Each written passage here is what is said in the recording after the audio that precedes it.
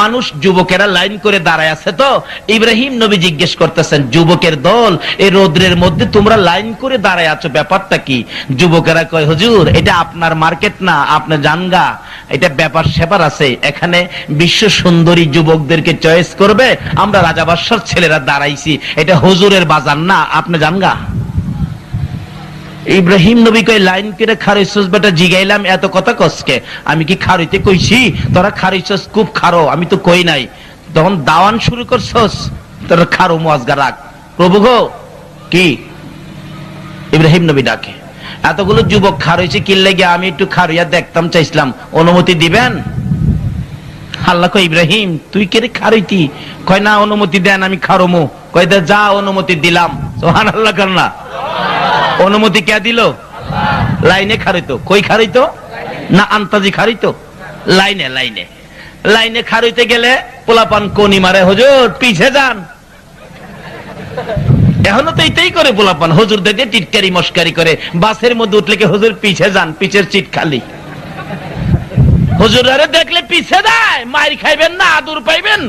উলামায়ে কেরাম নাইবে নবী, নাইবে নবী একজন আলেম রাস্তা দিয়ে হাইটে গেলে 40 দিনের জন্য কবরের আযাব বন্ধ হয়ে যায়। এরারে পিছে দেন, আদর পাবেন কোত্থেকে?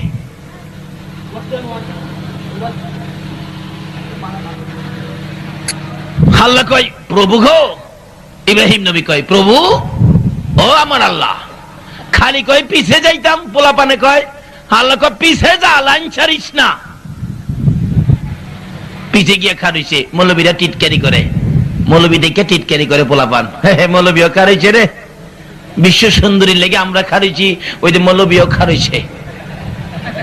মৌলবীরা কিন্তু টিটকারি মস্কারি করতে কিন্তু খুব সহজ। একবার আমার এক ঘটনা ঘটছে, তো রাত্রে মাহফিল করে আসতেছি ভৈরবের কাছে, 30 কিলোমিটার দূর থেকে। সারা রাত অগমা ছিলাম, বাসের মধ্যে উঠবো, ওঠার সময় অগমা, তো শরীরটা ক্লান্ত, কিন্তু কোনো সিট খালি নাই। ফার্স্ট টিপ বাস, 2টা মহিলা সিট খালি আছে। ভাবলাম আমি বাস স্ট্যান্ডের খতিব, নেতা পেতা তো আমার, এই ড্রাইভার স্টাফ তো অনেকেই আমারে চিনে, এত সকালবেলা তো মহিলা আসবে না, সিট তো খালিই যাবে।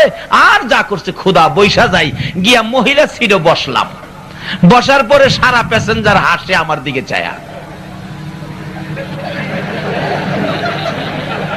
বুঝাইতেছে মৌলবীর স্ক্রুপ ডিলা। আমার স্ক্রুপ বলে ডিলা। আমি তো চুপচাপ বৈশা রইলাম। আমি তো সেই চিন্তা করেই বইছি।